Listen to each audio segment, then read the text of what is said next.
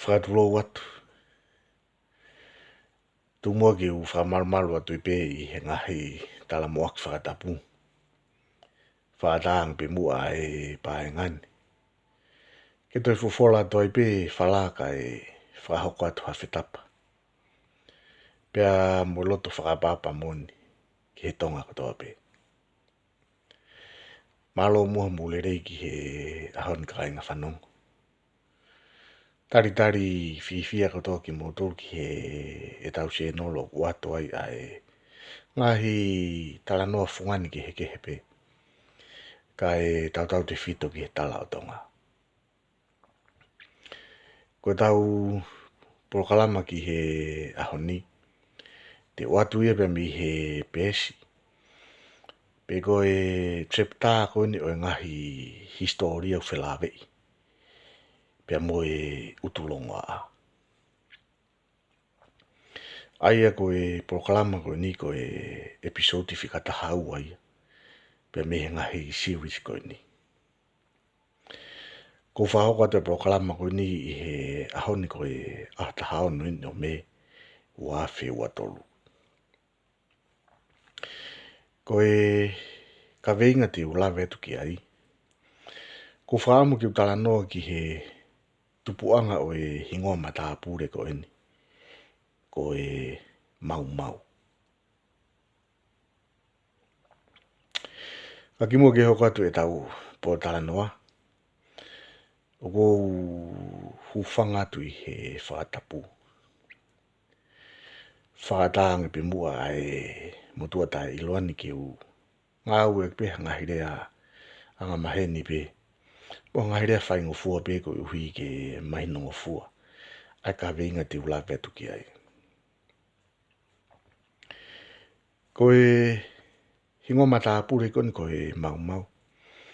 Os mahino be ko e hingo matapure ia. Pe mi he siare hai wala. Ko loto poha ia.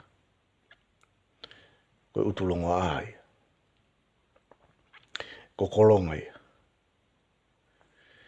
Pea os mahino be ki he motuani. O lahi ngahi whaka uhi ngā ia. Pea apu ikai ki uha ngā whakahalaki pe whakatonu ia ia whaka uhinga. Ka koe taha whoki ngahi tau mua ia o e se nolo koe ni. Ko e tātānaki mai pia ngahi mau ke he pe o wholahi atu ia. Pea moto ki tānaki mai pia mo ngahi mau ke tau whiako aki ai.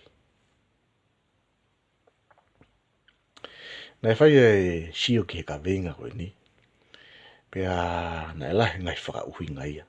Ki he tupuanga o e hingoa matahapure koe ni. Koe mau. Kanak whamaa o popo ngahi lau kotoa ko ia. Pea koe whamaa o popo o atu ia he prokalama koe ni. Whakatatau ki he kumahino. Pea mo ngahi whaka eke. Mo ngahi tohi na aku lau. Pea ko loto peke wahe atu e ngahi mau ko ia. O atu ia i he tau pāenga. Ke tau toki tala noa ki he kāwenga mahu inga koe ni.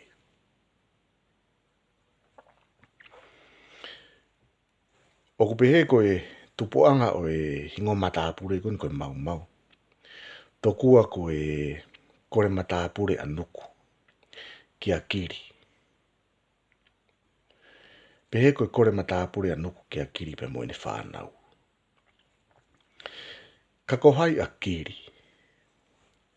Ko kiri koe ankolo ia a tohu ia. Ko tohu ia eni. Koe whae ia ai fufua tu kanoku polu. Koe whae ia angata. Pe ko tohu ia foki koe tāpou haa mua. Pe ko smahino pe foki ko kiri. Mo ne whanau. Ko nau tupuanga pe mi haa mua. Ka koe ngahi whamatala na aku tātānaki mai. Koe kore matapure anuku ki a kiri pe mo ne whanau. He kus mai no pe foki ko kiri mo ne whanau na nau whotu. Ai whare ha kiri. osi hono whanofo o ngata i he tautahani mani manoa. O bego e osi kono whanofo o ngata, na ea ngahi haa na whanofo, pe nai whakotu, hiri hono whanofo o ngata. O ka wai ai haa la tau hifo, ko e whare ka noku polu, ai behefo ki whare haa kiri. Pe ko whare haa kiri, ko e haa kuia, ko e angkolo ia o tohu ia ko kiri, pe mono whanau. Pea mo ne ka ingana na whotu ai haa ko ni nailo ko whare haa kiri. Ko e whamatala koe a toke tā ila iu. Ko e kaufufua me mi pa koe whare haa kiri. Ne kau ke ai a kamoto, ko uhi, ko ngalu ngalu, ka behe ki a mutu a puaka. Pea na kau watu gai pe mo kioa. Nai mahino pe foki ko kioa ia mo lawaki. Nai o mai pe na uaia pe mi kauhala uta. Na whakawhea mai i a ngata. Ki hono whanofo o ngata koe fufua tui ka nok polu. Pea koe kore matapure kone a nuku ki a kiri pe mo ine whanau. Pea tari e kiri a e whakatangi koe ni a nuku. Pea pehe na e toho i rea a kiri o pehe. Ko ke hau o mau mau i e mau nofu whakataha mo e whanau. Ko iai e ui o matapure ko mau mau. Ko tupua ngā toku a ia a e hingo matapure kone ko mau mau. Mi he rea a kiri. O pehe ko hau anuku o mau mau i. E nau nofu whakataha pia mone whanau. Kana ai mga hi whamatala ia o pehe. Ko taimina e kore matapure a toi anuku ki a kiri. Pana e toko taha ia i he kāinga pe koe whanau a kiri. Na e pau o pito i he nau nofo i hihifo. O hui ngai pau uia koe ni na e mau mau i he toko taha koe ni e nau nofo whakawhamiri. O hoko e ngai parapare mala. Mo taimi koe na e fōua toi a nuku whakahoko e ne kore matapure. Pea o mai rewa e kiri. Ai toko taha koe ni ke hoko ia koe matapure a nuku. Pene ka matai pe ano ngau aki a hingo matapure koe ni koe mau mau. I he uhinga e ua. Uruaki tupuia mehenere a kiri o pehe. Ko ke hau mau mau i mau nofu whakataha mo i whanau. Hono ua tokua ko tupuanga hingoa matapure mau mau. Hingo toko taha ko ni nai o mai e kiri. Toko taha ia nai pau o pito hea ngai nau nofu whamiri. Mau mau ai ngai nau nofu. Pere o mai rewa i kiri toko taha ko ni ke hoko ia. Koe matapure anuku. Koe hui ngai taha ia o e tupuanga hingoa matapure koe ni koe mau mau. O ku mau ia i he konga koe ni o tupoutoa. Tui ka nau polo na taha fitu. Nai ia e foke whanau a tupoutoa. Pea mo e ofifine o maafu o vai ni ko houmu whare ono. Pea koe tama a tupoutoa pea mo houmu whare ono ko sias tupo uraki ia. Tukua na e whaarea sias tupo uraki he tau taha fitu hiwa fitu. Nai pehena e fuwaofia pito a nuku moi moi anga ha pia mo tupoutoa i he konga koe ni. He nai e taimi ia nai pehe nai ki toka ngā iai e nuku moi moi anga ha. Ai ngahi mea lalahi o tonga i he aha ko ia. O hange ko ia tau ui he ahoni koe tui whakareo. Tokua na ia e taimi nai whaafolau holo ai a tupoutoa. Tui ka no polo na taha fitu. O whakahako e ngahi whatongia ke ngahi ufonua kau ngā api. whelave I pe moe kātonga inasi. Pea whamatalao pe he. Ko taimi kona ki mawahea tu poutoa. Na e hoko rewa mui anga ha e pako nuku mui anga ha. Na e hange I hatu I whakare o I he ahoko ia. Pea ko taimi ni na e hoko e ki paru parema. Pea whai pea wha ere a homo whare ono ia. Kia nuku mui anga ha. Pea ko tamana e whare I e homo whare ono kia nuku mui anga ha. Ko e tamasi na iloa ko whiri mo I urie. Pena e mamahilahi e puito atu poutoa I he mea koni na e hoko. I he toi wha ere koe a homo whare ono ia kia nuku mui anga ha. Pea tutuuni ai a tu poutoa ke ave tamasi I. O whakapong pe whakaheki. Ka koe aiko tala noa ke tau no wange. Na e horataki I rewa e he whaamiri a homo whare ono a whiri mo I urie.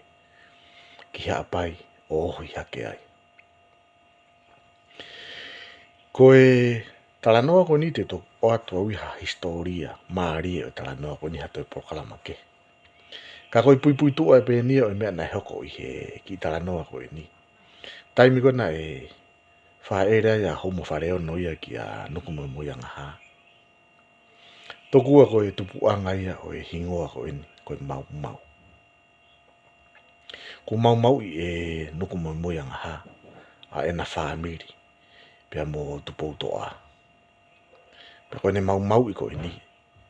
Lolotonga e nofo a homo whare ono ia ko e maari ia tupu toa. Ko toi wha ere a homo whare ono ia. Kia nuku mui anga ha. Pea koe lau toku ai koe tahai o ngahi uhinga na e mau e hingoa koe ni koe mau. Ka koutou mau pe whuka aui mui whamatala pe he koe taimi koe na e wha ere a homo whare ono ia ki a mui anga ha. Ko taimi koe ni na e osi iai ai hoa ia a tupo toa. Ko taimi koe ni hono ai koe ke toi mahino ange.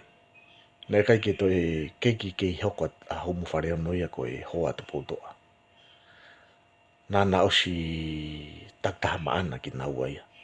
Pea koe uhinga ia na e whainga maari ai anuku mui anga haa ia. O wha ere ai a homo whare ono ia. O mao ai a whiri mui urie. Ka ke he koe ki pui tu ai a o e talanoa o ni ki a nuku mui anga haa. Mo ni whela ave I koe ni. Pea mo e hingo maa pure koe ni. Koe mau. O koe mga hitala ia na kumau ia uia pe he. Koe mau ia na e tupu pe ia pe mi poha. Ko taimi koe na e o mai e tangata o tamate. Pea pitoi he maka pitoi tangata. O toa ia rea koe ni koe mau tangata. Mahalo koe kamata anga ia pe koe tupu anga ia o hingoa mau. Ko tupu pe ia pe mi poha. Me taimi na e tao ia tangata I poha. Pitoi na doru I he maka koe ni koe maka pitoi tangata. Pea lau tokua ku mau tangata. Ai e koe talanoa koe ni ki tupu anga o e hingo mata apure koe ni koe mau. Oku wofama apopo pe he. Ngari na e kamata mai hingoa e koe ni. Pe mi poha pe ia.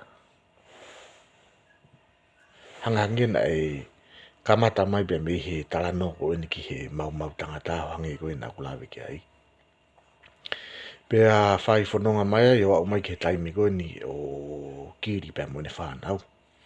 A whare haa kiri. Hanu whakafuafua koe whakaosi ngai senturi taha ono. Pe koe kamata anga senturi taha fitu. Koe kuonga ia o kiri pe mo ne whanau. Ai ana kulawe ki ai na e whakahoko ai e nuku. Ene kore matapore ki a kiri.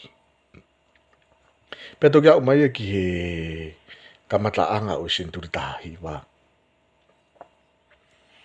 ki he kuonga koe ni o tupo a koe tui kanok polo na taha fitu ya. Koe kuonga ia nai hoko ai ahano mau i e nuku moi anga ha e ne ka inga pia mo tupo a o toi whaere a huma whare ono ia kia nuku moi anga ha o maoai a whiri moi uri e. Kake koe ki pui tu ia o e tupu anga o hingoa matapure koe ni koe mau. Ne ongo whaka uhinga ai tokola hai e ahoni o pehe koe hingoa koe mau ka inga. Pea koe e whaahinga na utui pehe koe hingoa koe mau tangata. Ka koutu iau e koe hingoa ia koe mau pe. Kana e toki tāna ke penga hai ufaka uhinga ia koe ni. I he taimi na e hoko ai e ngahi takanoa maari e koe ni. Na kulawe ke ai. Tau koma pe mu ai. Ka teu hoko atu e ngahi uhinga o e ngahi ngoa matapuri pe mi he utulonga a. Ke tau wakai ki ai pe mu whakamau atu e ngahi historia maari e koe ia. Ki he e tau paenga. Whamore atu ka pana e toha a whakauhinga ki tua. Whawhi e toi beki mo tō ke mo subscribe mai. E hoko no atu e ngai taka no maari e pe mi se no loko ni. Lewe e whetapa.